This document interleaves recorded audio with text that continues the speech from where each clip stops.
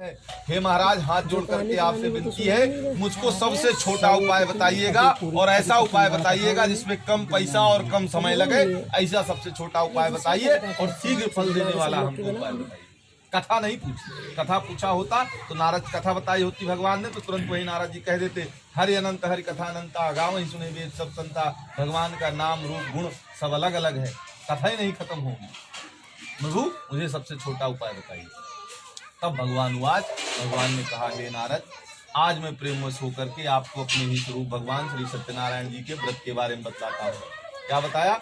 व्रत के बारे में बतलाता हूँ। और ये व्रत स्वर्ग लोक पृथ्वी दोनों जगह दुर्लभ है।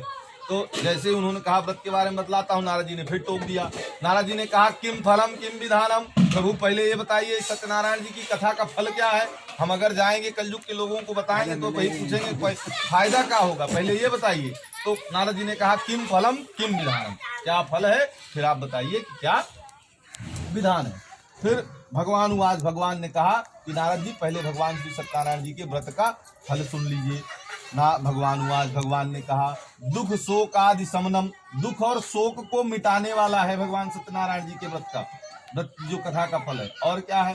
धन धान्य प्रवर्धनम, धन और धान्य को बढ़ाने वाला है। और क्या है? सौभाग्य संततिकरम, सौभाग्य दुर्भाग्य को मिटाने वाला है, सौभाग्य को जगाने वाला है। और क्या है? सर्वत्र विजय पदम, जहाँ कहीं भी जिस किसी मनोकामना भगवान की कम कुम मनोती मान करके जिस किसी भी कार्य से आप जाएंगे वो कार्य आपका अवश्य सिद्ध होगा। ऐसा भगवान श्री सत्यनारायण जी की व्रत का फल है। तब नारद जी ने कहा कि किम विधानम, कैसे करना चाहिए इस कथा को? तो भगवान ने कहा, यस्मिन कस्मिन दिने मृत्यु श्रद्धा शक्ति समन्विता।